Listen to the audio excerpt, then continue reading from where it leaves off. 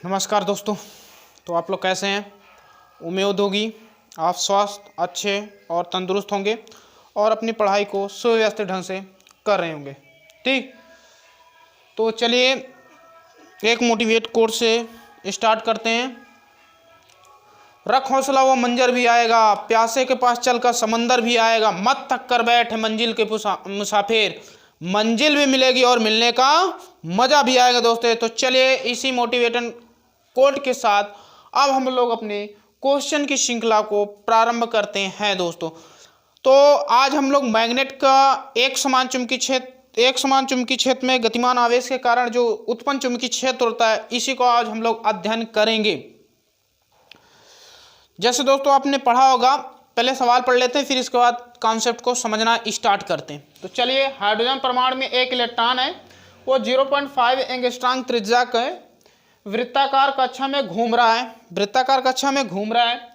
यदि electron 1 second में इतना चक्कर लगा रही है, यानी 1 सेकंड में इतना रोटेशन कर ले रहा है, ठीक है। 1 सेकंड 7 × 10⁻15, यानी 1 सेकंड में इतना चक्कर काट रहा है, ठीक। तो कक्षा के केंद्र पर उत्पन्न चुंबकीय क्षेत्र ज्ञात कीजिए। तो आपने भी सवाल पढ़ लिया होगा और हमने भी पढ़ लिया। क्या कहा? हाइड्रोजन परमाणु। पूरे आवर्त सारणी में अगर देखा जाए तो हाइड्रोजन एक ऐसा तत्व होता है जो एस ब्लॉक में भी जाता है और पी ब्लॉक में भी बिलोंग करता है। तो इसीलिए इसे हाइड्रोजन जो परमाणु है उसको अगर देखने को ज़्यादातर हम देखें तो एस ब्लॉक में ही आवर्त सारणी में बना रहता है और उधर पी में भी कुछ में देखने को मिलता है, ठीक। खैर, हमारा आवर्त सारणी समझना नहीं है। में एक इलेक्ट्रॉन, हाइड्रोजन में एक इलेक्ट्रॉन होते हैं, एक क्या होते हैं? प्रोटॉन। न्यूट्रॉन हाइड्रोजन परमाणु में नहीं होते। हाइड्रोजन के 3 समस्थानिक होते हैं, प्रोटियम, ड्यूटेरियम और ट्राइटियम, ठीक। चले, तो हाइड्रोजन ये परमाणु है, ये क्या है? आपका हाइड्रोजन परमाणु है। और इस हाइड्रोजन परमाणु में इसका एक सेंटर पॉइंट होगा, मान ले रहे हैं ये सेंटर पॉइंट है इसका, और इसमें एक इलेक्ट्रॉन,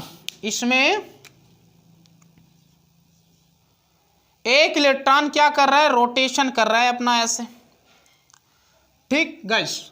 तो इसकी जो रेडियस है, क्योंकि जो परमाणु होता है इसमें न्यूट्रॉन और प्रोटॉन होते हैं, इसकी जो रेडियस है, ये तो नाभिक हुआ इसका, ये क्या हुआ गाइस? तो कक्षक हुआ आपका, ये कक्षक हुआ, और ये क्या हुआ आपका? नाभिक हुआ। अगर मैं पूछूं नाभिक में रहता कौन है, रहने का मतलब ये है कि नाभिक में उपस्थित कौन से कण होते हैं, तो मुख्यतः नाभिक में न्यूट्रॉन और प्रोटॉन उपस्थित होते हैं, ठीक है। नाभिक का जो भार होता है वो न्यूट्रॉनों के भार प्लस प्रोटॉनों के भार के योग के बराबर होता है, ये आप समझ चुके हैं। तो ये अपनी एक वेलोसिटी से मूव करेगा जिसे रेखीय वेग कहते हैं। अगर कोई कण वृत्तीय गति करता है तो उसमें 2 प्रकार की गतियां होती हैं, 2 प्रकार का वेग होता है। एक वेग जो उसको आगे की ओर मूव कराता है, एक वेग जो उसको रोटेशन कराता है। तो जो रोटेशन कराता है उसे कोणीय वेग कहा जाता है, जो आगे मूव कराता है उसे रेखीय वेग कहा जाता है। जब ये दोनों वेग मिलते हैं तो कोई कण एक वृत्तीय गति करना संभव हो पाता है, ठीक। चलिए, तो अब आपको ये बात करना है कि जो परमाणु की जो कोटि होती है, परमाणु की जो कोटि होती है गाइस, वो एंगस्ट्रॉम में होती है। किस में होती है? एंगस्ट्रॉम में होती है। किस में होती है? एंगस्ट्रॉम। इसे एंगस्ट्रॉम भी कहा जाता है, ठीक। तो जैसे कि इसकी त्रिज्या दी हुई है r बराबर, आप देख पा रहे होंगे, ये लिखा है कितना? 0.5 एंगस्ट्रॉम। आपको पता है 1 एंगस्ट्रॉम में 10⁻⁻10 मीटर होते हैं, आपको पता होगा, है ना। तो चलिए इसको भी कन्वर्ट किया जाए तो r बराबर जो आएगा 0.5 × 10⁻10 मीटर, ठीक।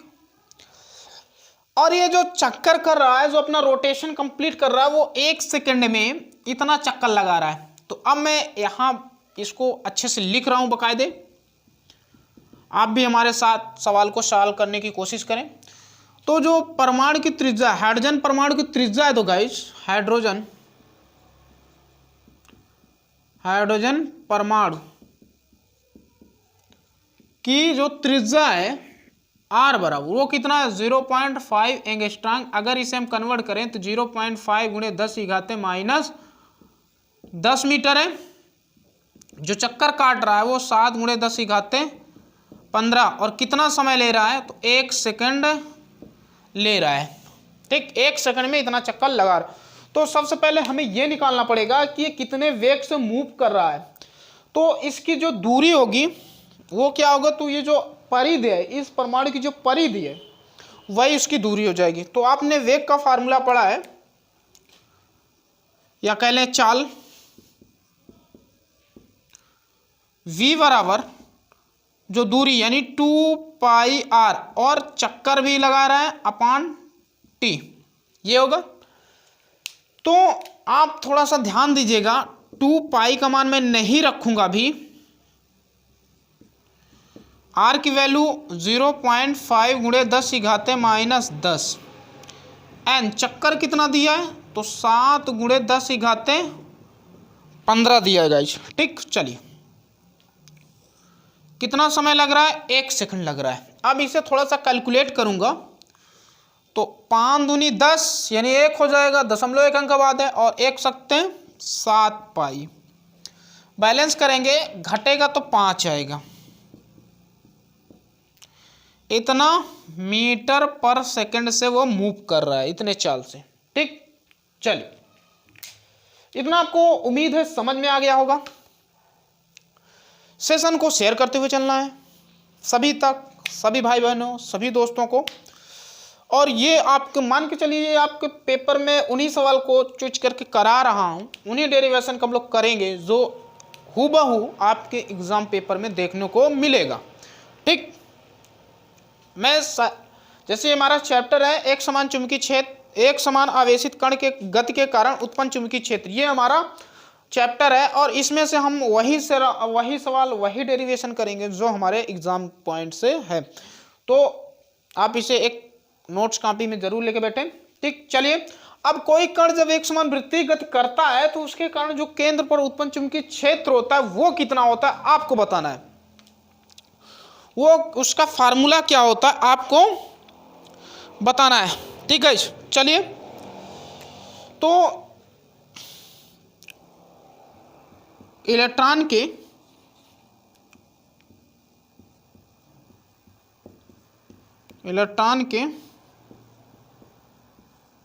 वृत्तीय गति के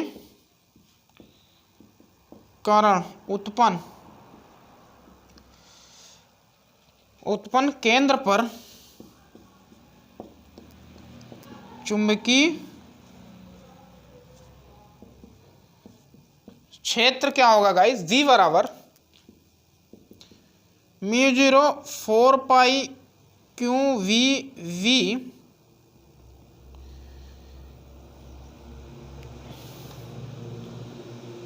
μ0 4π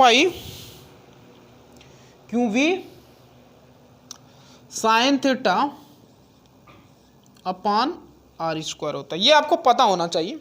ठीक, चलिए तो अब हमें ये जो थीटा है वो किसके बीच बना कोण है, तो r और v के बीच बना कोण होता है। ठीक, तो आपने ये जो गति करता है ये किसके बीच 90, ये r है और ये v है, इन्हीं के बीच बना कोण है। जब कोई कण वृत्तीय गति करता है ये क्या होती है, इसकी स्पर्श रेखा आपने 10 में थोड़ा सा सीखा होगा कि कोई वृत्त पर कोई वृत्त की जो स्पर्श रेखा होती है, जो केंद्र पर रेखा होती है, केंद्र से जो रेखा खींची जाती है वो उस स्पर्श रेखा पर क्या होती है, लंब होती है। ठीक, ऐसा आपने थोड़ा सा पढ़ा होगा रेखा गणित में। ठीक, तो थीटा बराबर हमारा कितना होगा गाइस, 90 अंश होगा। थीटा बराबर कितना होगा, 90 अंश होगा। आपको कमेंट बॉक्स में बताना है μ0 4π f sin नॉट का मान कितना होता है, μ0 4π f sin नॉट का मान कितना होता है, कमेंट बॉक्स में आप बता सकते हैं। μ0 4π f sin नॉट का मान कितना होता है, म्यू जीरो अपान 4 पाई एफ साइन, अच्छा गाइस थोड़ी गड़बड़ होगी, म्यू जीरो अपान 4 पाई का मान कितना होगा, म्यू जीरो अपान 4 पाई का मान कितना होगा। मैं एफ साइन नॉट भी जोड़ दे रहा था, वो तो वैद्युत का पार्ट है, ठीक। तो म्यू जीरो अपान 4 पाई का मान कितना होता है आप कमेंट बॉक्स में बताइए, ठीक। तो हमें म्यू जीरो का मान पाई के फॉर्म में रखना है, क्योंकि यहाँ जो हमारा जो आपको v देखने को मिलेगा गाइज,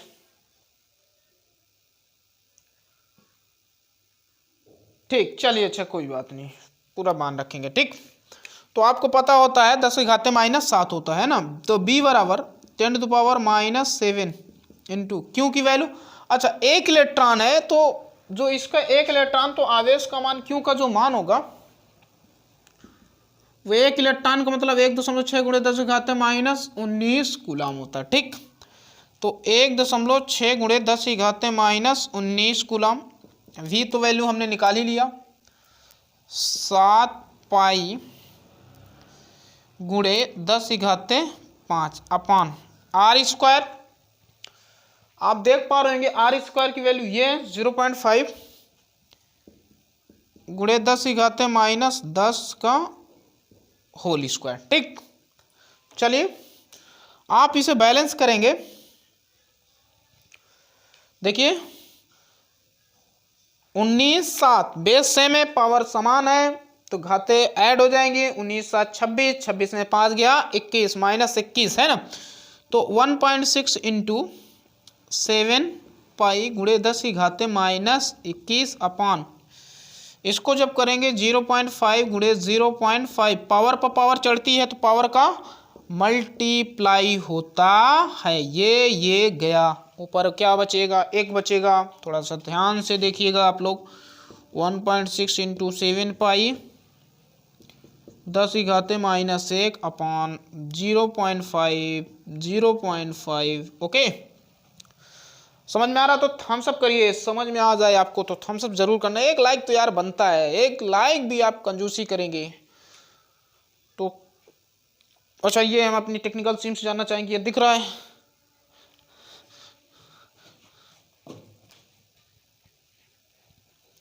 तो मैं इसे ऊपर लिखने की कोशिश करूंगा गाइज, ये दिख रहा है, चलिए मैं यहां लिख दे रहा हूं गाइज, ठीक। तो जो b बराबर होगा, आप इसे बैलेंस करेंगे, फिर से मैं समझा दे रहा हूं, लेकिन जो लोग हमारे इस YouTube चैनल में नए हैं वो चैनल को सब्सक्राइब करना मत भूलिए, बेल आइकन प्रेस करिए, ठीक दोस्तों। बस एक छोटा सा सहयोग करना, जो लोग चैनल में नए हैं हमारे इस YouTube चैनल में, वो चैनल को सब्सक्राइब करें, और जो लोग चैनल को सब्सक्राइब कर चुके हैं तो वो लाइक करें, सेशन आपको पसंद आ रहा है तो, और ज़्यादातर लोगों को शेयर करिए, ठीक। चलिए तो ये होगा 1.6 इंटू 7 पाई, मैंने जैसे बताया 19 7 26, 26 में से 5 गया 21 अपॉन, इसे जब करेंगे 0.5 इंटू 10⁻⁻20, एक बार और होगा इसका, अब इसे कैलकुलेट करना है, ठीक। देखिएगा 20 गया काम से, 1.6 इंटू 7 पाई 10⁻⁻1 0.5, अब आप दशमलव कंपेयर कर लेंगे, 16/7 पाई 10⁻⁻1/5 गुणे 0.5, 16 सत्ते 112 गुणे 112 पाई, आप इसे कंपेयर कर सकते हैं, क्या हो जाएगा, हट जाएगा ये, तो 5 पचम 25, कितना आएगा, 5 पचम 25, आप 112 में 25 से काटेंगे तो 25 चौको 100, कितना बचा 12, डेसिमल लगाएंगे, कितना हो गया 120, फिर 25 चौको 100, कितना बचा 20, 25 अट्ठे 200, ठीक।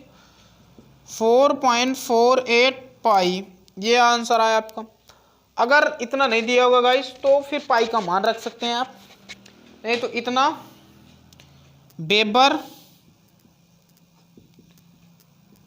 प्रति मीटर स्क्वायर आप आंसर कर सकते हैं। ठीक, या तो टेस्ला भी कह सकते हैं। अगर आपको ज़्यादा दिया करना है कैलकुलेशन तो पाई का मान आपको पता होगा, पाई का मान आप रख सकते हैं 22/7 या 3.14, दोनों में से किसी एक को रख के कैलकुलेट कर सकते हैं और उतना आपका आंसर आ जाए। तो उम्मीद है ये सवाल आपको बेहतरीन समझ में आया होगा। अगर समझ में आया तो थम्स अप करिए और आगे की ओर बढ़ेंगे हम।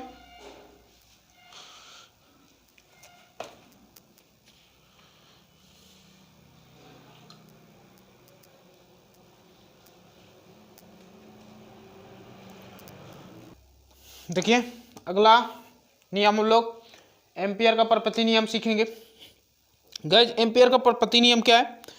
तो एम्पियर का परपति नियम ये गास के नियम के समतुल्य होता है। जैसे हम लोग गास का नियम पढ़े हैं, किसी बंद काल्पनिक वक्र से होकर गुजरने वाली टोटल वैद्युत बल रेखाएं उस पृष्ठ पर स्थित आवेश का 1/f(sin_r) गुना होता है।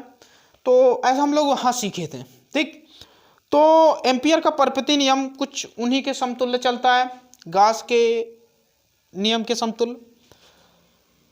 तो ये गास के नियम के समतुल्य तो होता है एम्पियर का परपति नियम। एम्पियर का परपति नियम क्या है? तो जैसा कि आप लोगों को दिख रहा होगा कि चुंबकीय क्षेत्र में किसी बंद वक्र के लिए चुंबकीय क्षेत्र में स्थित किसी बंद वक्र के लिए रेखीय समाकलन,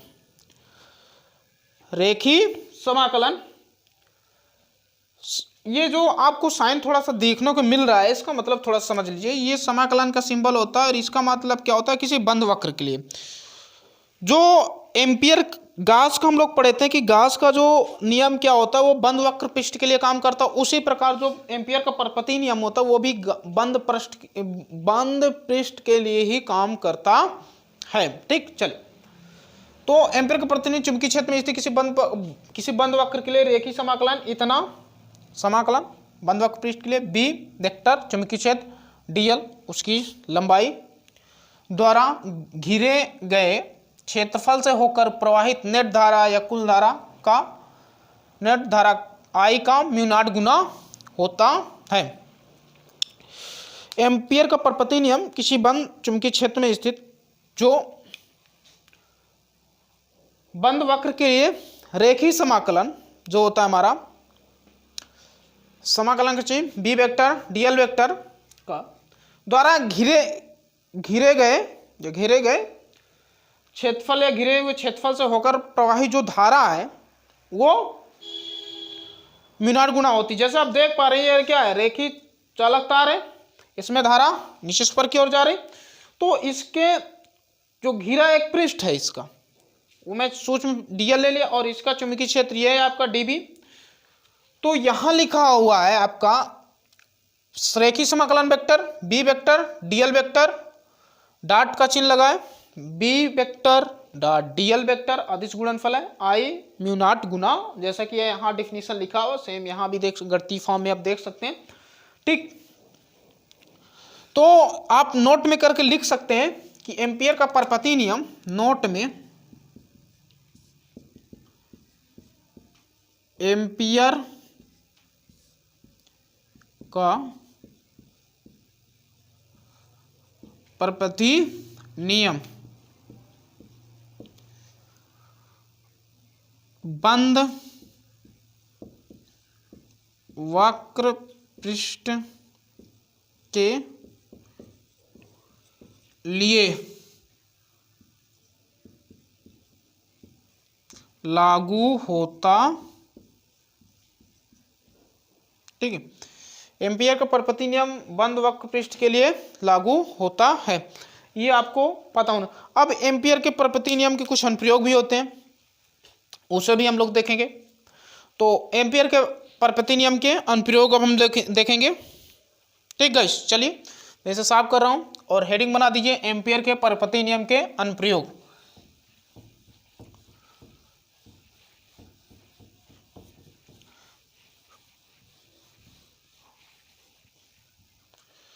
एम्पियर के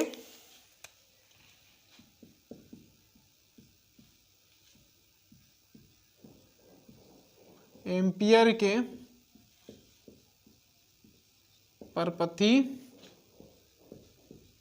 नियम के अनुप्रयोग। एम्पियर के परपथी नियम के अनुप्रयोग। अनुप्रयोग नंबर फर्स्ट क्या है? अनंत लंबाई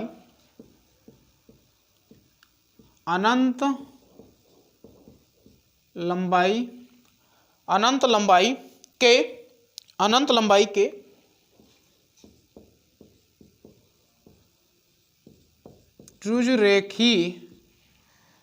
रुजुरेखी धारावाही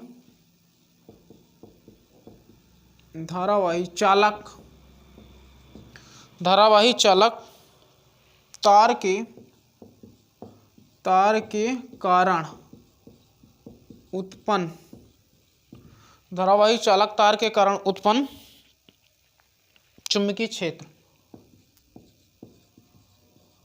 ये पूरा आपका हेडिंग है, थोड़ा सा बड़ी है। ये पूरा आपका क्या है गाइस? हेडिंग है।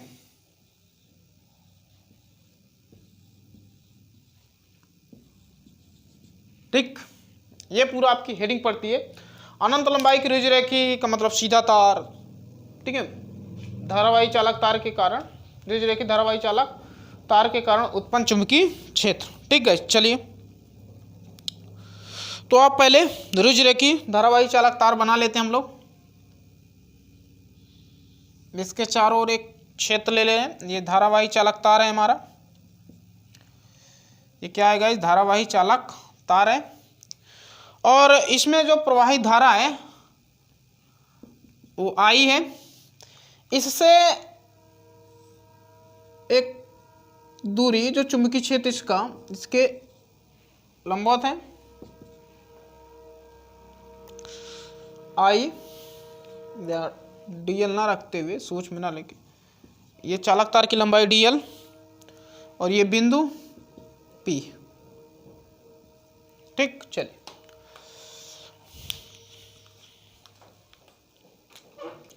इसमें कुछ लिखेंगे। माना रुजुरेखी चालक तार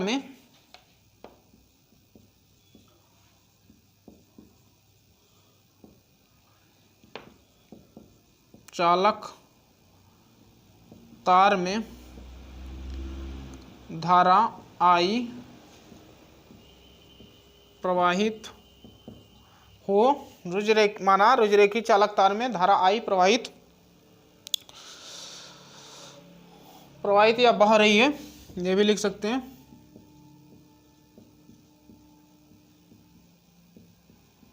बह रही है तार से स्मॉल आर दूरी पर, तार से स्मॉल आर दूरी पर स्थित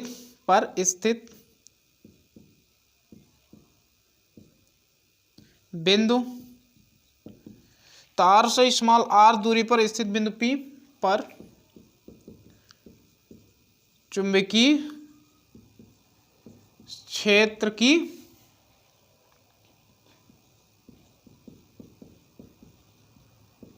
गणना। ठीक है, तो आपने अभी एम्पियर का परपथी नियम पढ़ा आई है। रेखी समाकलन B डॉट DL बराबर म्यू नॉट, यही पढ़ा आपने। अब आप देख पा रहे हैं ये चालक तार की जो अगर परिध की बात करें तो इसकी परिध जो होती कितना होती? 2 पाई आर होती है, 2 पाई आर, है ना। तो यहां से आप करेंगे बी आप बाहर निकाल सकते हैं, DL म्यू नॉट। अच्छा, इनके बीच जो बना कोण है B और DL के बीच एक ही डायरेक्शन में मान के चलते हैं तो 0 अंश होगा, तो इसका मान थीटा के स्थान पर 0 रखते हुए आपने पढ़ा होगा अदिश गुणनफल A डॉट B का AB cos थीटा। अगर मैं थीटा बराबर 0 लूँगा तो ए डॉट बी जो होगा ए बी cos 0 अंश का मान कितना होता है 1 होता है, तो ए बी हो गया, है ना। तो इसलिए ये रखेंगे। और डीएल का मतलब होता है इस चालक तार की पूरी क्या होती, परिध होती है। इस चालक तार की पूरी परिध, तो चालक तार की जो परिध होगी वो क्या होगा 2 पाई आर म्यू नॉट आई होगा। यहाँ तक आपको समझ में आ गया? समझ में आ गया गाइस तो थम्स अप करेंगे। समझ में आ गया तो थम्स अप करेंगे। समझ में आ गया गाइस तो थम्स अप करेंगे। चलिए अब ये गुणा में उधर जाएगा, भाग में हो जाएगा, तो आप देख पा रहे होंगे b बराबर mu naught upon 2 pi into I बटा आर, या यहाँ से आप देख पा रहे होंगे b बराबर, ऊपर लिख दे रहा हूँ अगर नहीं दिख रहा हो तो, b बराबर mu naught upon 4 pi 2 I upon R. ये आपका फुल और फाइनल। इससे का मात्रा क्या होता है? टेस्ला होता है चुंबकीय क्षेत्र का मात्रक, या वेबर प्रति मीटर स्क्वायर। और भी कई सारे मात्रक होते हैं, एक दो और होते हैं। तो ये आपका जब किसी चालक तार में हम लोग धारा प्रवाहित करते हैं तो उसके कारण किसी बिंदु पर उत्पन्न यानी उससे किसी दूरी पर कोई बिंदु होगा, उस पर उत्पन्न जो चुंबकीय क्षेत्र होगा, ये चालक तार है। तो इसके कारण इस बिंदु पर उत्पन्न जो चुंबकीय क्षेत्र है उसका फार्मूला हम लोग ये डिराइव कर क्या होता है, बी बराबर mu 0 4 pi 2 I upon R. I क्या है? इस चालक तार में प्रवाहित धारा है। आर क्या है? जितनी दूरी पर आप निकालना चाह रहे हैं। म्यू नॉट अपॉन 4 पाई का मान आपको पता है 10⁻⁻7 होता है। ठीक, चलिए एक क्वेश्चन से हम लोग आगे बढ़ेंगे। आपने नोट कर लिया होगा, एक क्वेश्चन करते हैं।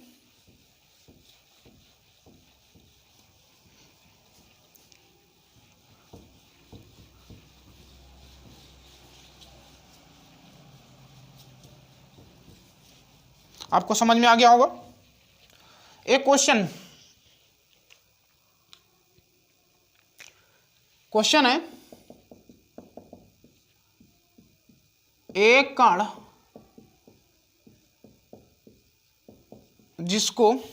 कण जिसको 100 अतिरिक्त इलेक्ट्रॉन दिए गए हैं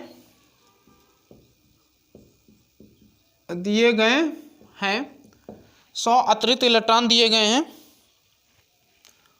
0.8 मीटर त्रिज्या के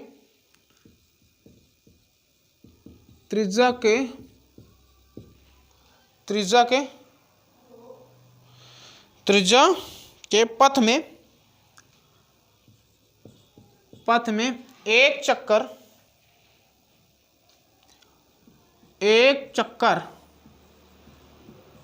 पर सेकंड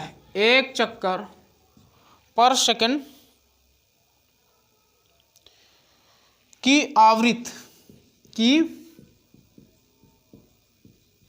आवृत्ति से वृत्ताकार पथ में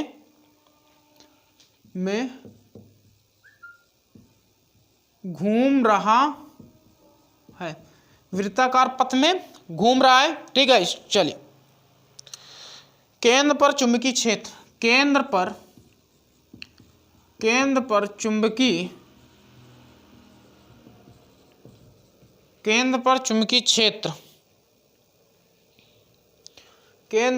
चुंबकीय क्षेत्र ए नंबर आपके सामने मैं ऑप्शन भी दे रहा हूं 4 पाई गुणे 10⁻⁻24 टेस्ला। बी नंबर में आपको ऑप्शन दे रहा हूं 4 पाई गुणे 10⁻⁻17 टेस्ला।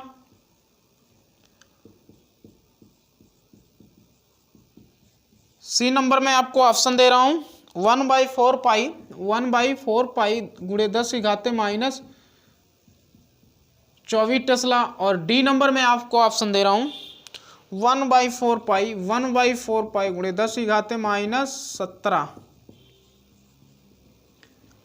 टेस्ला। अब आपको बताना है इसमें कौन सा ऑप्शन सही होगा। आपको बताना है इसमें कौन सा ऑप्शन सही होगा। आपके सामने सवाल लिखा हुआ, एक कण जिसको 100 अतिरिक्त इलेक्ट्रॉन दिए गए हैं 0.8 मीटर त्रिज्या के पथ में 1 चक्कर पर सेकंड की आवृत्ति से वृत्ताकार पथ में घूम रहा है, केंद्र पर चुंबकीय क्षेत्र का मान कितना होगा, 4 पाई गुणे 10 घाते -24 टेस्ला, या बी नंबर 4 पाई गुणे 10 घाते -17 टेस्ला, या 1/4 पाई गुणे 10 घाते -24 टेस्ला, या 1/4 पाई 10 घाते -17 टेस्ला। आपको बताना है इसमें से कौन सा ऑप्शन सही होगा। मैं आपको चंद मिनट दे रहा हूँ, कुछ समय दे रहा हूँ आपको, और आप सॉल्व करके हमें ऑप्शन बताइए। आप सॉल्व करके ऑप्शन बताइए गाइज।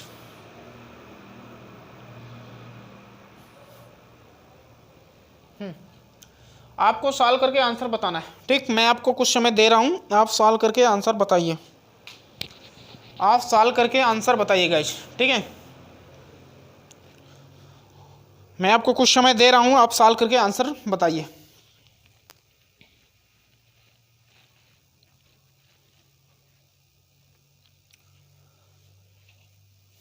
चलिए मैं ही सॉल्व करता हूँ। क्या करें, एक कण जिसको 100 अतिरिक्त इलेक्ट्रॉन दिया गया, ठीक है, और इतना मीटर त्रिज्या के पथ में 1 चक्कर पर सेकंड की आवृत्ति से वृत्ताकार पथ में घूम रहा है। कोई इलेक्ट्रॉन, वृत्ताकार की बात कर लिया, ये 100 अतिरिक्त इलेक्ट्रॉन दिए। कितने अतिरिक्त इलेक्ट्रॉन दिए गाइस, 100 अतिरिक्त इलेक्ट्रॉन। तो इसमें कितने इलेक्ट्रॉन मान के चल रहा हूँ, 100 इलेक्ट्रॉन है। कितने इलेक्ट्रॉन है, 100 इलेक्ट्रॉन, और वृत्ताकार पथ पर घूम रहा है।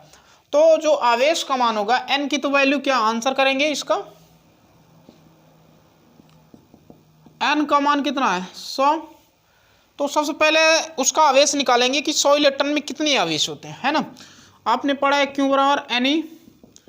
100 एक इलेक्ट्रॉन पर कितना आवेश, 1.6 गुणे 10 घाते -19, 2 बैलेंस हो जाए कितना, 1.6 इंटू 10⁻17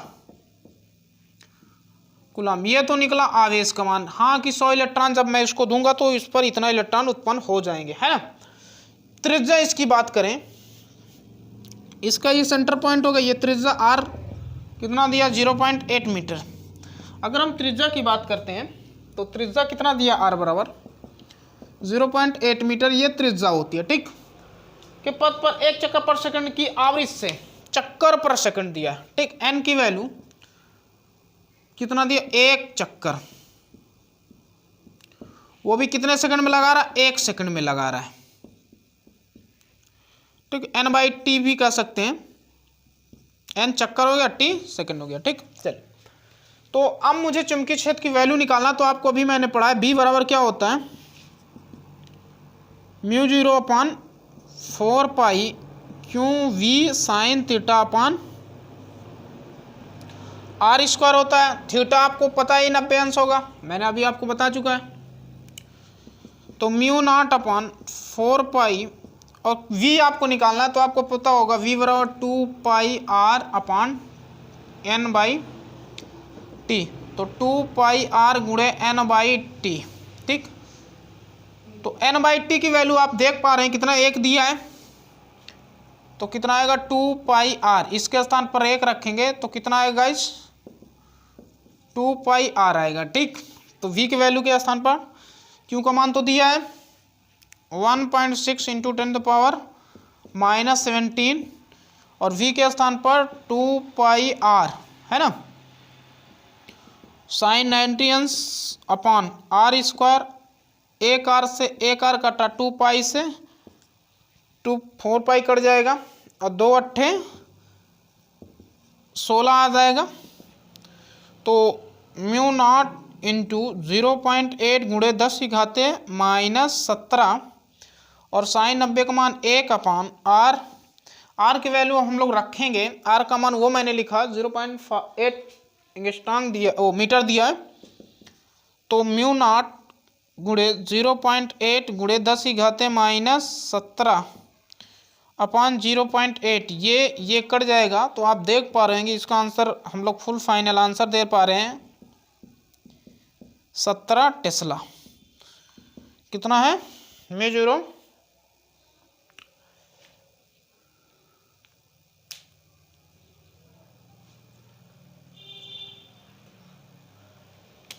ठीक है। अच्छा यहाँ μ0 नहीं दिया है तो हम लोग अब μ0 का मान भी रखेंगे। तो म्यू नॉट का मान रखते हैं, देखिए क्या आता है। म्यू नॉट का मान आपको पता है कितना होता है, 4 पाई गुणे 10⁻⁻7 होता है ना। चलिए तो मैं ऊपर लिख दे रहा हूं इसका, जो b बराबर आएगा म्यू नॉट का 4 पाई गुणे 10⁻⁻7 गुणे 10⁻⁻17। तो 4 पाई गुणे 10⁻⁻ जुड़ जाएगा 24 टेस्ला। ये भी आ सकता, ये आपको देख पा रहे होंगे कि ये ऑप्शन किस में दिया है। तो जैसे आप देख पा रहे होंगे ये इसी में दिया, ठीक, 4 पाई गुणे 10⁻⁻24 टेस्ला, ठीक। तो उम्मीद है आपको ये पसंद आया होगा सेशन। नेक्स्ट क्लास में लोग इससे और अच्छे से सवाल सीखेंगे और इसी श्रृंखला को भी हम लोग जारी रखेंगे। तो नेक्स्ट क्लास में मिलते हैं दोस्तों इसी श्रृंखला को लेते हुए। तो आज बस इतना ही। सभी को राधे राधे, श्री जय कृष्णा दोस्तों।